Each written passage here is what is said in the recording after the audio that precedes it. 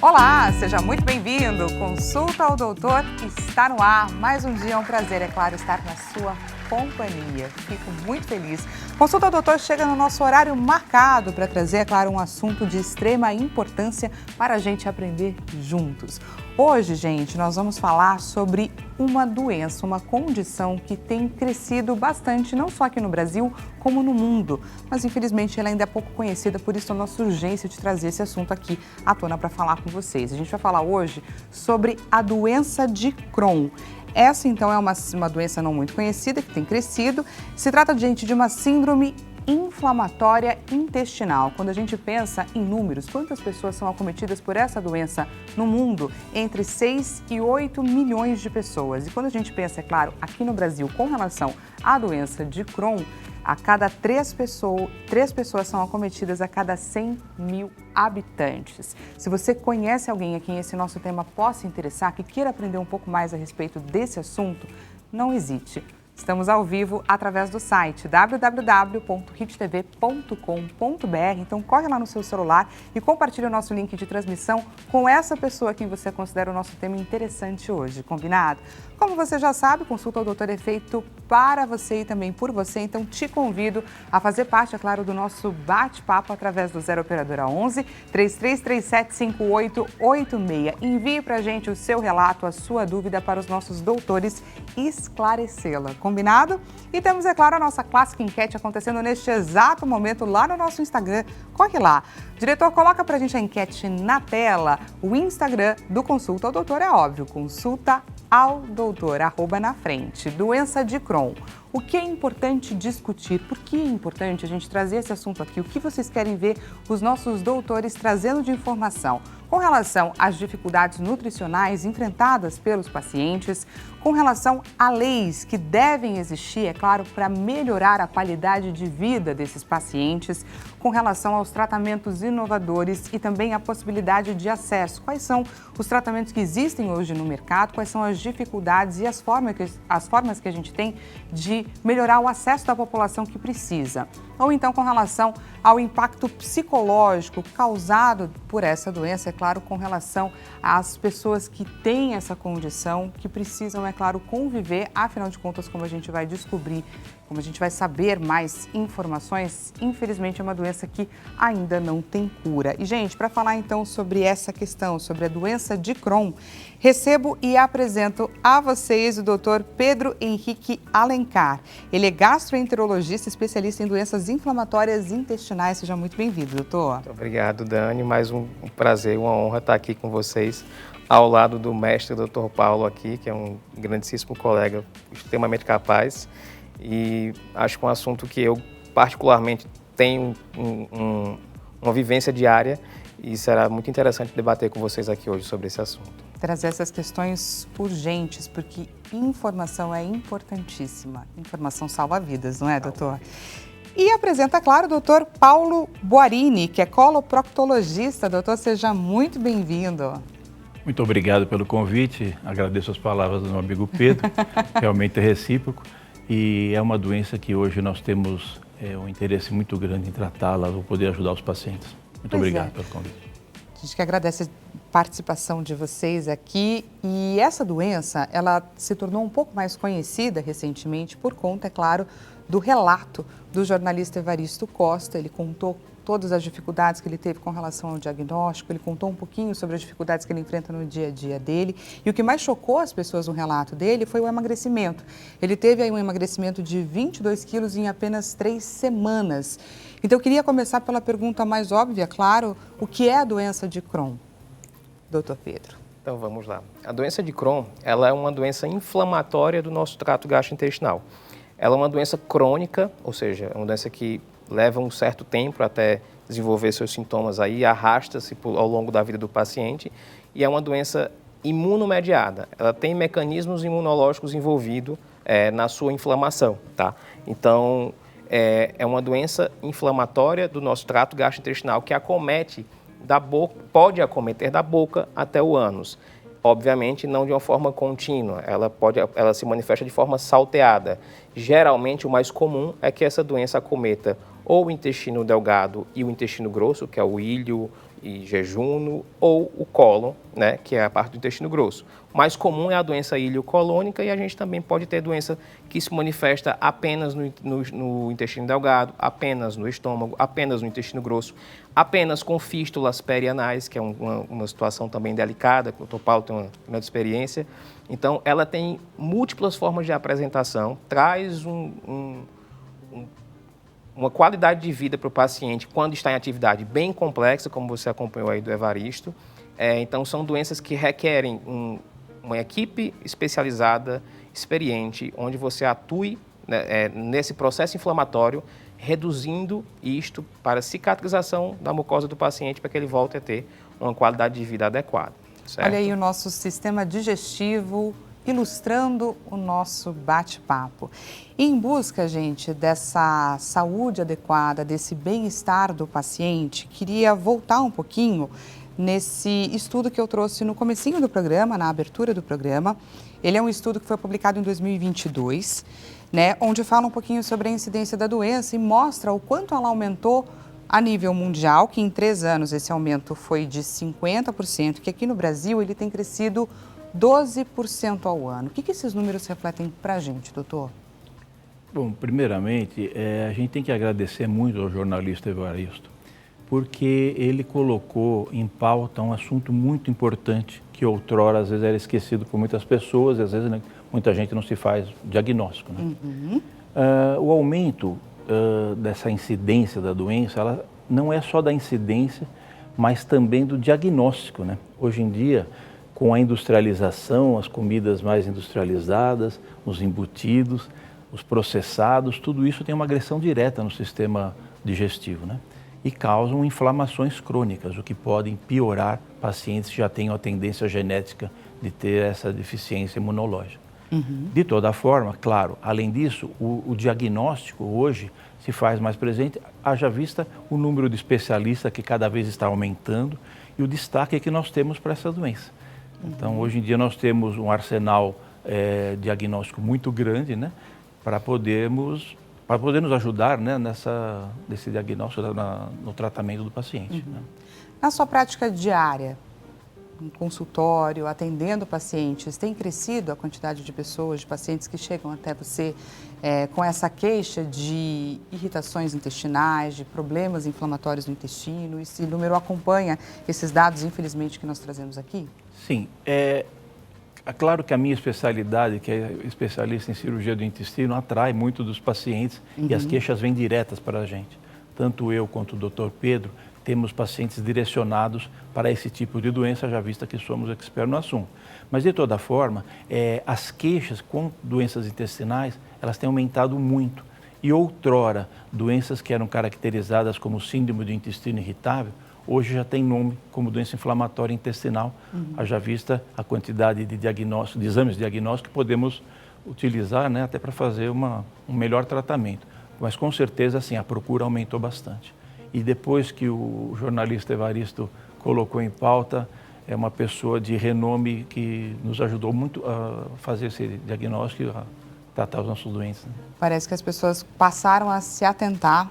Sim. Sobre o assunto. E é tão importante porque imagino que para ele viver, receber um diagnóstico como esse, obviamente não foi nada tranquilo.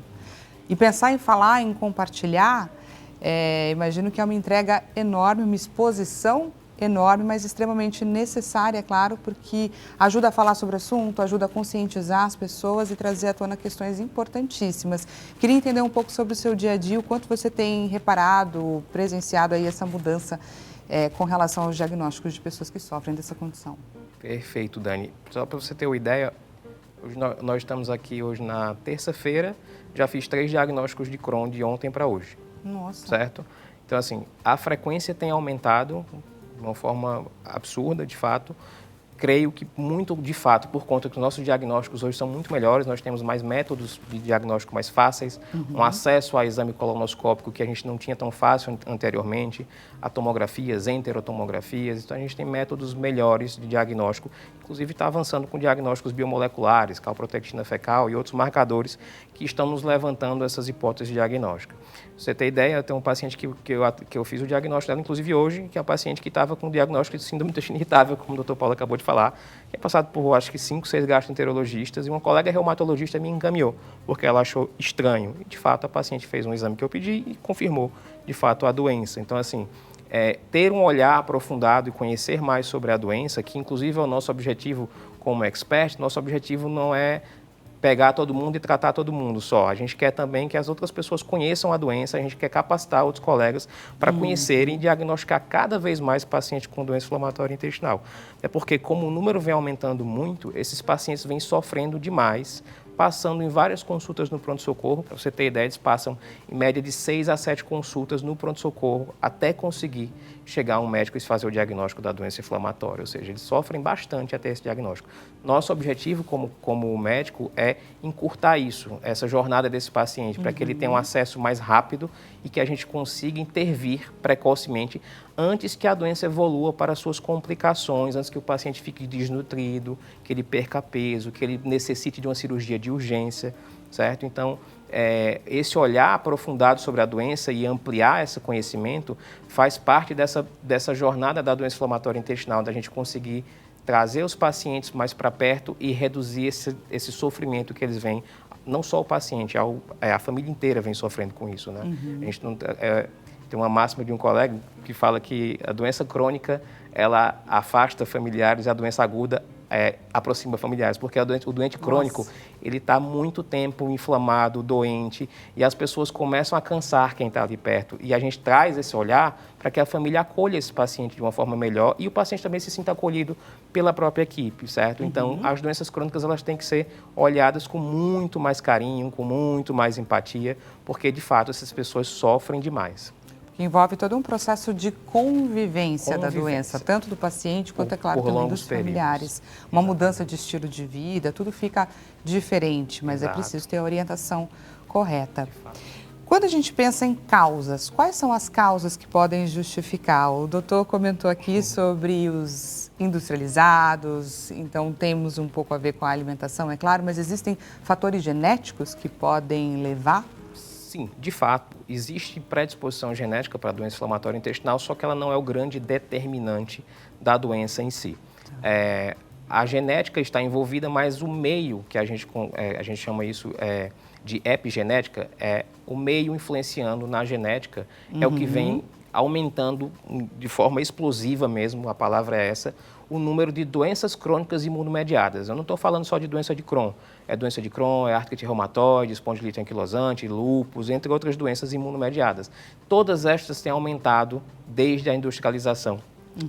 E isso a gente tem acompanhado tanto pela revolução na medicina, mas também pelos estilos de vida que viemos levando. Então, a exposição a poluentes, a exposição a vida mais estressante, a uma qualidade de sono ruim, a uma ingesta abusiva de alimentos ultraprocessados, certo? Então, a gente parou de comer aquela comida mais naturalzinha e está comendo tudo que é ensacado, enlatado, tudo, em excesso, né? E, assim, quero deixar bem claro que a indústria não é malvadona, né?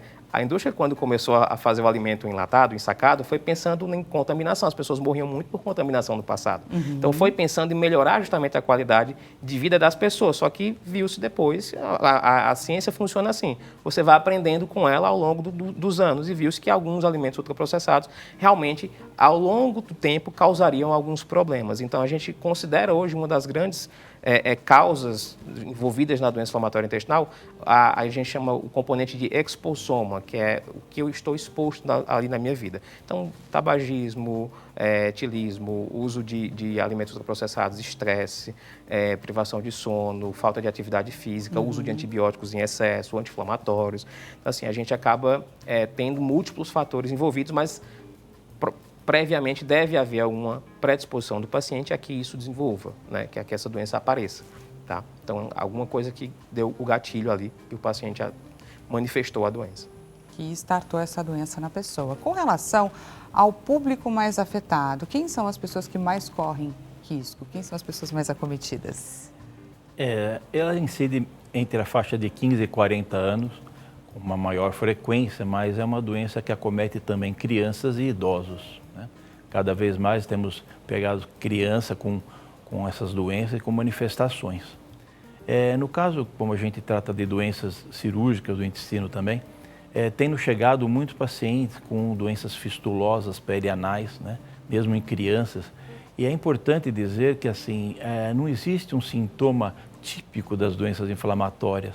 Claro que tem sintomas que são muito mais relevantes, principalmente a diarreia, o sangramento, a presença de muco nas fezes, cólicas, emagrecimento. Mas as doenças anorretais, principalmente as fístulas anorretais e os abscessos, nos chegam com uma frequência muito grande, né? E a faixa que atinge esses pacientes, geralmente maior entre 15 e 40 anos, temos que notar que é a faixa adulta de ação, de trabalho, a faixa ativa. Então você imagina um paciente que tem um incômodo diário, tendo que se ausentar várias vezes no dia, procurando um banheiro, né? Não só no trabalho, como você vai num restaurante, numa viagem, já procurando onde tem um banheiro, porque tem pacientes que têm episódios de mais de 20 vezes ao dia, né? Então, realmente, a qualidade de vida desses pacientes não é só pelos sintomas de cólica, diarreia, mas pela ausência, pelo afastamento do convívio, né? Então, é importante nessa doença que toda a família esteja realmente disposta a tratar. Tanto que quando nós fazemos o tratamento médico, mas principalmente o tratamento nutricional desses pacientes, praticamente muda-se a dieta na casa inteira, para todo mundo seguir e a criança ou o adulto não ficar tão isolado, já que ele já está isolado de tantas formas, né? Não, isso com certeza é um fator que é muito importante, inclusive ser dito, né? Porque o apoio familiar para esse irmão, para esse pai, para essa mãe é importantíssimo. Existe alguma diferença no comportamento da doença com relação às pessoas adultas, às crianças e aos idosos? Olha, gostaria que sim, mas infelizmente não, tá? Acomete de forma como o Dr. Paulo acabou de falar. Eu lembrei, há poucos meses atrás, uma família me procurou com uma criança de 1 ano e 6 meses, com doença de Crohn fistulizante, que é uma doença grave, perianal, que estava tratando uma criança do Paraguai, que estava tratando fora do Brasil e queria vir para o Brasil para tratar. A gente até colocou com um colega que tem experiência nisso lá no hospital da Zona Sul. E isso me trouxe um alarme. Eu falei, nossa, uma criança de 1 ano e 6 meses, né? De fato. Nossa. Da mesma forma, há 2 semanas eu diagnostiquei também doença de Crohn, uma senhora de 72 anos, com fístula também. Então, assim, a mesma manifestação que eu vejo numa criança, eu vejo no idoso, eu vejo no paciente jovem, certo? Óbvio que em menos frequência nesses extremos, mas vejo também, certo? Então, o Paulo falou, perfeito, ela atinge em especial essa faixa etária extremamente produtiva. Mas a gente não pode deixar de pensar que criança ou idoso, de fato, pode abrir o quadro de doença inflamatória intestinal. O que não era uma realidade tão comum, Dani, há 15 anos atrás isso não existia, não era tão comum. A gente fechar um diagnóstico, até atrasava o diagnóstico do paciente, porque ninguém achava que poderia ser doença inflamatória. Hoje em dia está cada vez mais frequente, né? Então, tanto essa evolução, aí vem a questão da evolução no diagnóstico e no tratamento. A gente conseguiu fechar mais diagnóstico em pessoas nesses extremos também, porque conseguimos ter uma facilidade de acesso a esses métodos diagnósticos. Eu imagino que deva ser muito complicado, muito difícil, né, para uma mãe ou para um pai, de perceber, de notar no seu bebezinho de 1 ano essa condição. Já vista que nessa idade você tem outras doenças, principalmente alergias à proteína do leite, ou mesmo à lactose, ou doenças virais, então acaba confundindo muito o diagnóstico, né? Exatamente, é uma criancinha que, obviamente, um bebezinho, na verdade, que está sendo exposto aos primeiros alimentos, aos primeiros contatos. Então, eu imagino que sinais como uma diarreia sejam extremamente comuns e até aquela mãe, aquele pai perceber que realmente, opa, tem algo de estranho, eu preciso levar para o médico especialista, vai ser um tempo. Dani, inclusive, achei excelente você me deu um gatilho agora para falar um assunto que, fique à vontade. Saíram estudos mostrando que quanto mais precoce você introduz alimentos ultraprocessados para os seus filhos, mais doenças imunomediadas ele vai ter ao longo da vida.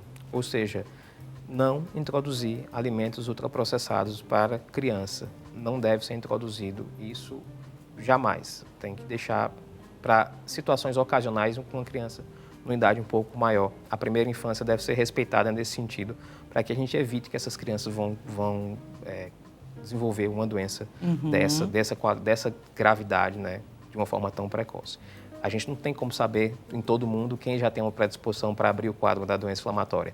Uma coisa que é interessante, já que você falou de genética, é que quando o pai e a mãe têm a doença, aí sim há um risco genético um pouco maior, em torno de 30% no máximo, de dos filhos terem a doença. Era tá? o caso dessa criança ou não? Não era o caso dessa criança. Não era o caso. O que chamou mais atenção, inclusive. Por isso que os pais nem estavam aqui, estavam fora do Brasil, tentando tratar essa doença com o pessoal lá de Miami, que tem uma certa experiência nisso aí. Muito bacana você compartilhar também com a gente Imagina. o seu dia a dia, os seus diagnósticos, pacientes. Vamos falar um pouquinho sobre sintomas. A gente preparou uma tela, inclusive, para a gente conseguir iniciar essa parte do bate-papo. Diretor, coloca para a gente, por favor, a tela dos sintomas, para a gente entender aqui com os nossos doutores quais são os sintomas mais característicos. Então, temos aí dor abdominal, diarreia crônica, até que o Dr. Paulo pontuou para a gente, a perda do apetite, perda de peso e a presença de sangue nas fezes. Estamos de acordo? Esses são os sintomas mais característicos? Sim, e alguns que não estão nessa lista, mas são casos diferentes da manifestação da doença. Por exemplo, se o paciente tem um quadro semelhante a uma dor abdominal, semelhante a uma apendicite, não raramente essa apendicite não é uma apendicite, sim uma ileite, que é o intestino delgado que está próximo ao apêndice, que dá os sintomas. Então, muitas pessoas são operadas de apendicite e vão fazer o diagnóstico só no anátomo patológico da doença de Crohn. Assim como nas doenças anorretais, abscessos e fístulas, que para mim, cirurgião, chega com muita frequência sem outro comemorativo, sem diarreia, sem sangramento, simplesmente como único sintoma. Mas esses que vocês elencaram realmente são sintomas que a gente tem que ficar alerta. Com certeza. De uma forma geral, esses sintomas são os mais alarmantes para que a população procure o médico e chegue a esse diagnóstico. Mas, óbvio, o Dr. Paulo falou agora, muito bom, essas doenças perianais, elas às vezes não se manifestam com nenhum sintoma intestinal. Nenhum sintoma intestinal. Tem um paciente, por exemplo, um colega que é da área, ela uma úlcera imensa na região perianal, sem nenhuma manifestação de diarreia, nada, e lesões pela pele próximo até a mama, que é uma doença de Crohn metastática, que é uma forma de desenvolvimento da doença a longa distância em outros órgãos, de fato, inclusive na pele, essa doença que ela estava sendo tratada há décadas como se fosse um outro tipo de doença. E aí ela não tinha nada no intestino, nada. Esses casos atípicos acontecem também, tá? Então essas lesões, úlceras que aparecem, sempre tem que estar mostrando para o médico e buscando esse diagnóstico. E quando não resolve, em especial, quando isso não se resolve inicialmente, é que o paciente deve insistir ou buscar a segunda, terceira opinião para que a gente consiga fechar o diagnóstico, tá? Eu gostaria de também adicionar a isso que existem manifestações extraintestinais da doença inflamatória que podem acometer os olhos, uma uveíte, a pele com um eritema nodoso ou pioderma gangrenoso, né? E pode também ter artropatias. Então, existem essas manifestações que são extraintestinais. Que são além. Daqui a pouquinho a gente vai falar mais sobre elas, se aprofundar nessa questão. Tá ótimo. Temos pergunta da nossa audiência. Por favor, diretor, perguntinha na nossa tela. Pergunta da Maria Helena, aqui de São Paulo, capital. Antes de mais nada, Maria Helena, seja muito bem-vinda aqui no nosso bate-papo. Boa tarde, Dani Doutores. Meu filho tem 26 anos e foi diagnosticado há 3 meses. Está tomando corticoides e Solofalc. Os sintomas... Salofalc, é Salofalc o nome. Salofalc, Isso. Perfeito. Salofalc, os sintomas iniciais de diarreia e vômitos desapareceram, mas ficaram as náuseas. Está muito complicado resolver essa questão e a perda de peso. O que eu posso fazer? Vamos ajudar a Maria Helena, doutor Pedro? Com toda certeza. Veja, se o paciente continua... O Salofalc, só para deixar claro, é a mesalazina, mesmo a mesalazina, e é uma droga de uso tópico para a doença que tem no intestino grosso, preferencialmente, em especial retocolite ulcerativa. Para a doença de Crohn, o Salofalc não vai ter uma resolutividade dos sintomas. Se o diagnóstico dele, de fato, foi doença de Crohn, deve ser investigado o restante do trato gastrointestinal, inclusive para a gente procurar se o problema dele de doença de inflamação não é no intestino delgado, que justificaria muito essa perda de peso, essas náuseas que ainda estão frequentes. Então, ele deve preferencialmente buscar aí uma investigação mais aprofundada e estender essa investigação intestinal dele até o intestino delgado, pelo menos, para que a gente consiga fazer esse diagnóstico mais certeiro e iniciar, de fato, um tratamento efetivo, porque só o salofalco, se for Crohn, não vai resolver. E se você está gostando aqui do nosso bate-papo, a gente vai para um rápido intervalo e já voltamos com mais Consulta ao Doutor.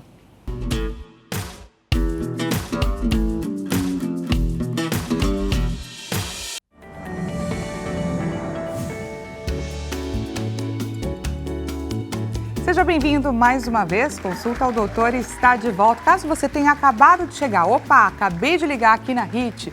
Muito prazer, Dani Paris. Estamos, é claro, batendo um papo, gente, sobre doenças inflamatórias intestinais. Estamos focando na doença de Crohn, uma doença ainda não muito conhecida, mas que está em aumento, em crescimento, não só no Brasil, como no mundo. E a gente entende que é muito urgente a gente trazer informação para você a respeito dela, para você entender um pouco mais quais são os desafios do diagnóstico, quais são os sintomas que a gente deve ficar atento e as possibilidades, é claro, de tratamento. Se você conhece alguém a quem esse nosso tema de hoje possa interessar, estamos em transmissão ao vivo pelo site www.hittv.com.br. Pega o seu celular e compartilhe o nosso link de transmissão para essa pessoa a quem o nosso tema vai interessar. Fora isso, te convido, é claro, a você participar do nosso bate-papo, traga a sua dúvida, o seu relato, faça parte aqui da nossa conversa pelo 0 operadora 11 3337 5886 e te aviso que a nossa enquete está em seus minutos finais, portanto, aguardo a sua participação. Corre lá no nosso Instagram,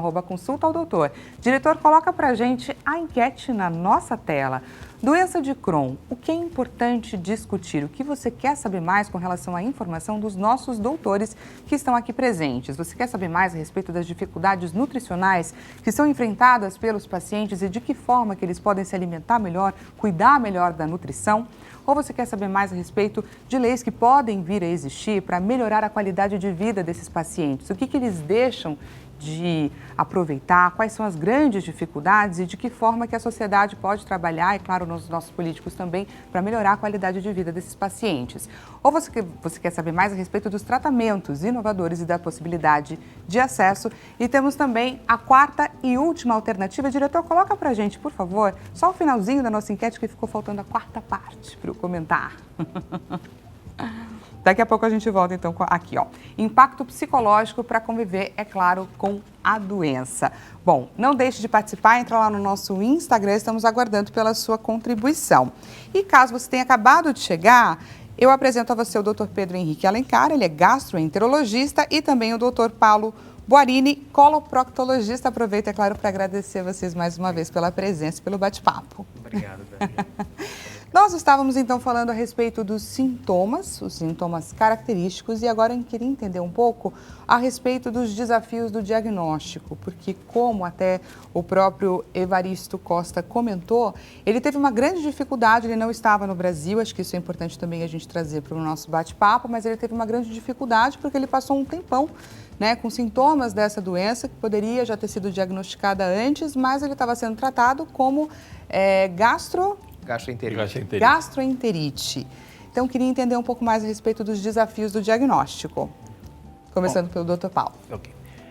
A princípio, o que nós temos que identificar no paciente, que você, na suspeita de uma doença inflamatória, que no Brasil mostra alguns estudos que até 3 a 5 anos demora-se para fazer o diagnóstico. Então, na suspeita, a gente tem que investigar ao máximo e afastar qualquer tipo de doenças ou diagnosticar outras doenças, né?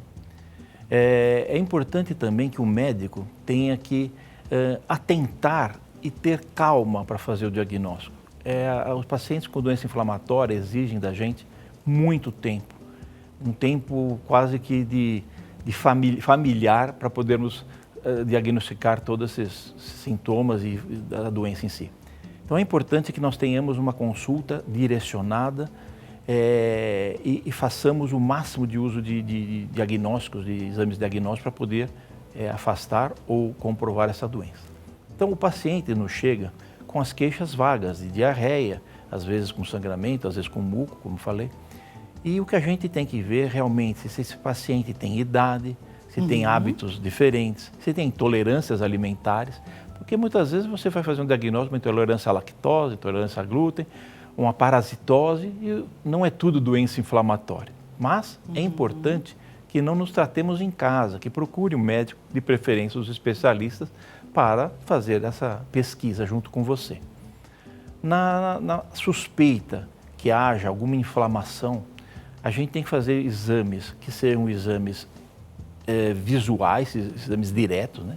Por exemplo, uma colonoscopia, que é um exame que vai verificar se nós temos inflamação do trato intestinal, quer seja doença de Crohn ou retocolite, que são doenças muito parecidas. Mas também temos que fazer dosagens de alguns biomarcadores, por exemplo, a calprotectina, que é um exame de fezes simples, hoje com fácil acesso, e que também permite mostrar que haja uma inflamação na parte intestinal. Outra coisa é a dosagem de proteína C reativa, que é um exame de sangue simples, fácil de fazer. Então, esses exames são os exames corriqueiros de uma consulta inicial, haja vista a suspeita de uma doença inflamatória. Então, um exame direto como colonoscopia, a calprotectina e o PCR, mas, claro, sempre pensando em afastar as outras doenças como intolerância alimentar, intolerância à lactose, parasitose.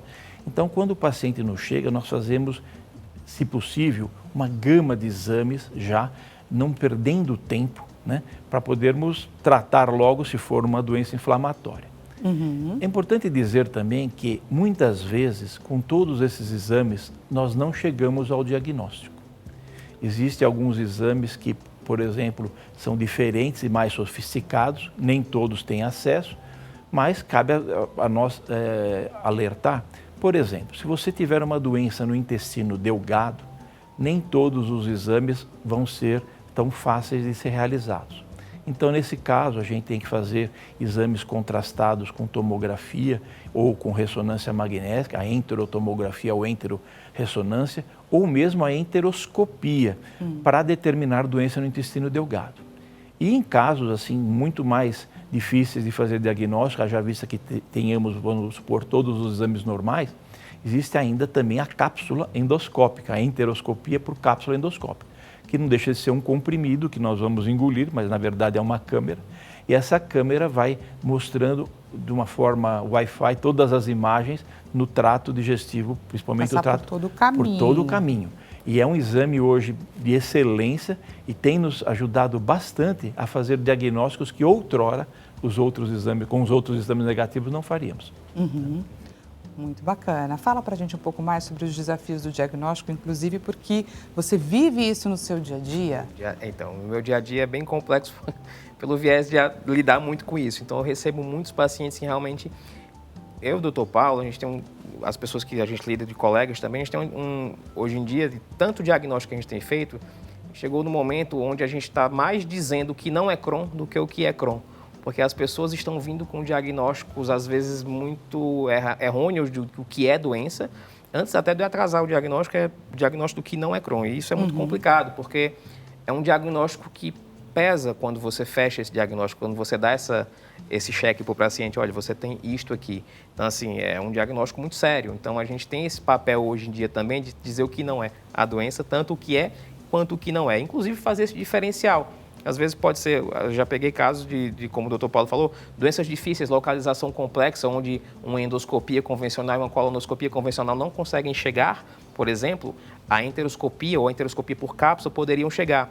Já tive casos que tinha doença numa região do intestino que a gente pediu uma enteroscopia, o paciente não conseguiu fazer, porque é um exame muito caro, mas aí ele conseguiu fazer, sem a gente pedir, uma cápsula endoscópica em outro local. A cápsula impactou nessa lesão e perfurou.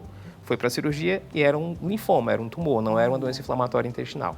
Então, assim, os diagnósticos, quando a doença não é tão na cara, o diagnóstico para a gente, é um desafio realmente muito importante. A gente tem que conversar com outros colegas mais experientes, buscar ali métodos diagnósticos auxiliares, como enteroscopia por cápsula, por duplo balão, para que a gente consiga acessar essas regiões mais difíceis do nosso trato gastrointestinal.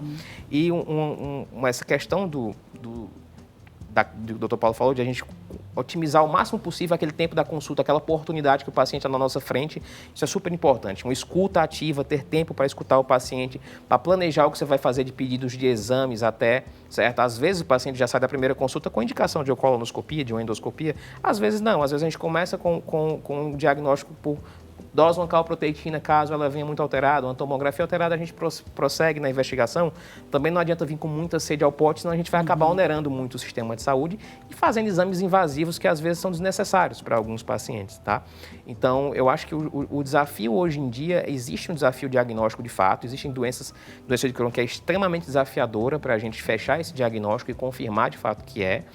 E, inclusive, a gente tem até, entre os colegas que lidam com doença inflamatória intestinal, a gente discute muito casos complexos, a gente, em grupos da gente, a gente conversa, senta, bate papo com colega de todo o Brasil, os colegas discutem casos, porque realmente são doenças graves. E a gente tem esse interesse em trazer para o paciente esse diagnóstico com a maior segurança possível, porque a gente entende o peso que isso é na vida do paciente, né? Sim. Doutor Paulo, o senhor comentou em diversos momentos a respeito da retocolite ulcerativa. Queria entender um pouco mais e quais são as diferenças, né, entre a doença de Crohn, que a gente tem falado bastante aqui, e entender um pouco quais são as diferenças com relação a essa. Por muito tempo achou-se que era a mesma doença, né? Mas a retocolite é diferente da doença de Crohn, não é uma doença transmural. Não é uma doença que atinge todas as camadas do intestino. Então, a doença de Crohn é transmural, atinge todas as camadas, por isso que tem mais risco de perfuração, fístulas, etc. Mas a retocolite geralmente atende a mucosa e a submucosa, as camadas um pouco mais superficiais, né?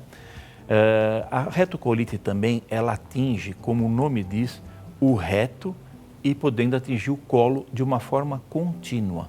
Então, a retocolite existe sempre atingindo o reto e depois ascendentemente para o colo, podendo ter todo o colo, como uma pancolite, todo o colo inflamado, mas normalmente poupa o intestino delgado.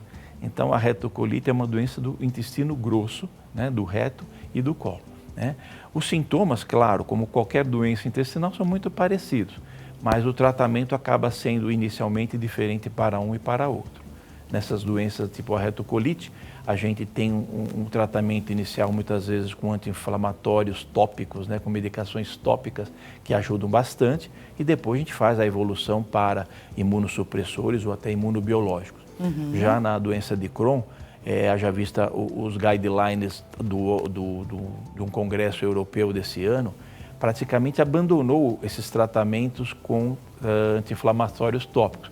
Já se trata praticamente inicialmente com imunobiológico, alguns casos com imunossupressor antes, mas hoje em dia a doença de Crohn já se trata de uma forma mais, vamos dizer assim, agressiva. Mais agressiva já desde o início. Exatamente, mas são doenças muito parecidas, a diferença é que a doença de Crohn atinge o intestino delgado em diferentes partes, não necessariamente contínua, e a retocolite atinge de forma contínua e de uma forma não transmural o intestino grosso. Muito bacana, só para a gente pontuar aqui o nosso bate-papo e entender que são duas doenças diferentes e entender um pouquinho mais também a respeito da retocolite ulcerativa. E voltando para falar da doença de Crohn, a gente estava comentando sobre as dificuldades do diagnóstico. Eu queria entender o quanto, às vezes, a demora no diagnóstico pode interferir na progressão da doença. E aí a gente estava falando a respeito dos sintomas, o quanto esses sintomas também podem se tornar mais graves, impactar ainda mais o paciente por conta dessa demora na definição de um diagnóstico. Então, a demora no diagnóstico, vamos falar que a doença, como o Dr. Paulo explicou muito bem, como cirurgião ele vê essas complicações muito mais frequentes até do que eu, e eu costumo encaminhá-lo, as complicações, na verdade. Ele falou muito bem, a doença ela atinge o tubo do trato gastrointestinal. Você imagina que essa inflamação está ali ocorrendo a todo momento e eu não fiz um diagnóstico, não iniciei um remédio ainda. Essa inflamação no Crohn, no caso do Crohn, que é uma inflamação transmural que pode perfurar a parede do intestino, inclusive ela pode acometer também uma forma de estreitamento do intestino, porque inflamou tanto que essa luz do intestino começa a estreitar, ele começa a fazer uma suboclusão intestinal. Ele pode fechar essa região do intestino e causar uma suboclusão, ele pode perfurar o intestino, fazer uma comunicação entre o intestino e a pele, que é a fístula enterocutânea, ou entre próprias alças de intestino se comunicarem entre si. Eles podem evoluir para abscessos, para coleções intraabdominais. Então, o avanço da doença de Crohn é um avanço destrutivo, né? Então, quanto antes eu intervir, menos problema eu vou ter com esse meu paciente. Então, a doença de Crohn, quando eu atraso o diagnóstico, eu faço com que esse paciente seja uma taxa de cirurgia muito maior, um risco cirúrgico de ser submetido a cirurgia muito maior, inclusive um risco cirúrgico em si maior, porque é um doente que vai estar mais desnutrido, ele pode fazer uma cirurgia que, no cenário ideal, uma cirurgia eletiva seria melhor que uma cirurgia de urgência, mas às vezes o paciente chega em urgência e você tem que operar, às vezes um paciente desnutrido, que é o mais complicado. Então, inclusive, por isso que eu te falei, encurtar essa jornada faz com que esse doente não tenha complicações e eu consiga mandar para o cirurgião no momento que o paciente vai ter uma cirurgia com muito mais êxito, muito mais sucesso, sem grandes complicações para a sua vida. Então, quanto antes esse diagnóstico for feito, menos complicações eu vou ter. E a terapia ser introduzida a esse paciente, porque aí é uma outra questão. Eu faço o diagnóstico, mas eu tenho que ter acesso ao tratamento para que esse paciente consiga iniciar precocemente essa medicação antes que essas complicações se desenvolvam, né? E como que funciona essa questão do acesso ao tratamento? Tá. Complementando o que o Dr. Pedro Claro. falou muito bem, a gente vive numa eterna simbiose entre os gastroenterologistas clínicos, os coloproctologistas cirúrgicos, os nutricionistas, os psicólogos, porque na verdade é uma doença que atinge várias pessoas de uma forma diferente. Então nós precisamos de uma equipe multidisciplinar, sempre. Isso é importante dizer, porque esse contato, como ele disse, em grupos, né? Existe um grupo maior, que é um grupo de estudos de doença inflamatória do Brasil, do GEDIB, que todos que estudam esses assuntos ou tratam essas doenças estão embutidos, mas existem os grupos de WhatsApp, os grupos de contatos, os grupos de amigos, que são muito importantes para a discussão de casos, né? Então é muito importante saber que o acesso, quando nós vamos fazer o tratamento desse paciente, no Brasil, eu acho que é um país até abençoado, porque vamos retornar ao caso do Evaristo, né? Que apesar de estar num primeiro mundo, o tipo de medicina lá é um tipo diferente, em que a medicina estatizada faz com que o médico de família, o médico regional, trate todos os doentes e, se ele achar necessário, vai passar por um especialista. E isso que atrasou o diagnóstico do Evaristo, mesmo porque ele, apesar de demorar, quando ele passou no especialista, o especialista pediu um exame que comprovou a doença, mas esse exame não veio para o especialista, voltou para o médico de família. Então, quer dizer, é um atraso muito grande no do tipo de tratamento. Então, no Brasil você tem, dependendo do tipo de plano de saúde que você tem, ou até no SUS, a possibilidade de escolha do profissional. Quero passar num gastro, quero passar num reumato, quero passar num clínico, né? Isso já ajuda bastante. E o nosso Sistema Único de Saúde, a cada dia está mais modernizado e está também acolhendo esses novos tratamentos. Hoje em dia nós temos biológicos de primeira linha no Sistema Único de Saúde, né? Assim como os aminosalicilatos, que são as drogas anti-inflamatórias, os imunossupressores. Não temos as drogas mais novas que lançam, claro, porque existe todo um processo de acolhimento do SUS, da Anvisa, para poder relacionar ao rol de medicamentos. Mas hoje nós temos um acesso muito grande das medicações e até dos exames nós conseguimos. Os próprios laboratórios também, que são os criadores das medicações, eles também têm uma parcela no auxílio de realização de exames. Então, eles nos oferecem algumas cotas de exames que podem ser muito importantes para o diagnóstico e tratamento desses pacientes. E se não for dessa forma, se não houver essa parceria, é muito difícil. Então, o que a gente pode falar que o acesso, apesar que são medicamentos caríssimos, muito caros, que chega entre 15 a 20 mil reais por mês. Então, alguém tem que pagar essa conta. Então, o nosso SUS tem um fator importante de colaborar com esse tratamento. Então, o acesso hoje existe, não em todos os medicamentos, mas não é de uma forma tão ruim, comparando até com outros países da Europa. Vamos conferir, gente, o resultado da nossa enquete. Diretor, resultado na tela. Doença de Crohn, o que é importante discutir, o que o público escolheu, então, que quer saber um pouco mais, é com relação às dificuldades nutricionais enfrentadas pelo paciente. Doutor Pedro. Então, vamos lá. Primeiro, vamos voltar àquele assunto do nosso na nossa outra entrevista, onde falamos de nutrição, terrorismo nutricional e tudo mais. Esses pacientes, eles sofrem muito com essas falsas informações de que tudo que existe inflama, em especial quando ele recebe um diagnóstico de doença inflamatória intestinal. Isso é um ponto que tem que ser falado. Esses pacientes acabam fazendo dietas restritivas demais antes de procurar o profissional, antes de iniciar um tratamento adequado, e eles chegam para a gente já desnutridos, porque estão comendo apenas um grupo específico de alimentos. E isso é uma situação que é um pouco complexa, de fato. Existem indicações onde a gente pode restringir o alimento, mas no período de atividade da doença, para que ele entre em remissão e depois eu vou progredir. As dificuldades nutricionais, em especial na doença de Crohn, elas se dão porque a doença acomete o intestino delgado, que é o intestino responsável, de fato, por essa absorção de nutrientes, que faz essa interação também desses nutrientes com o nosso organismo. Então, é um órgão extremamente importante, sem o qual nós não sobrevivemos. Isso é deixar isso bem claro. Sem o intestino delgado, não há sobrevida. Então, a gente precisa dele para a sobrevivência. Ao contrário do intestino grosso, que a gente consegue viver sem o intestino grosso. O delgado, não dá para viver sem. Então, eu faço a absorção de nutrientes por ele. Então, quando eu acometo esse intestino de uma forma inflamatória, eu posso ter depleção de inúmeros nutrientes e minerais. Então, esses doentes chegam para a gente com um grau de desnutrição avançado. Muitas vezes o paciente está até mais inchadinho e ele acha que ele está muito bem, só que a nutrição está péssima. A gente faz algumas dosagens de alguns elementos, albumina, pré-albumina, faz alguns cálculos e a gente vê que o paciente está extremamente desnutrido. E hoje em dia a gente tem que chamar a atenção também que na doença inflamatória intestinal a gente tem um subtipo específico de paciente, que é o paciente que ele é obeso, mas ele é extremamente desnutrido. Então isso tem que levar em consideração, não é só olhar para aquele paciente e falar, esse paciente está bem nutrido, esse está mal nutrido, não.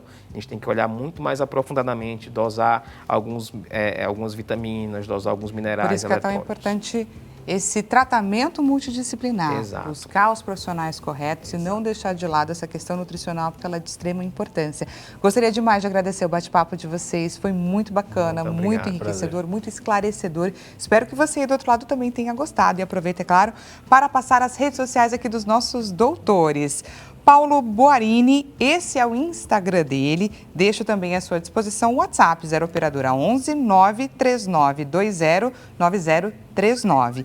E do Pedro Henrique Alencar, gastroenterologista, o Instagram dele, DR Pedro Alencar, e ele deixa também à sua disposição o WhatsApp do consultório, 0 operadora 11 966 107733. Agradeço demais a participação de vocês. Espero que você tenha gostado. A gente volta a se encontrar nesse mesmo horário amanhã, 16 horas, combinado? Até amanhã.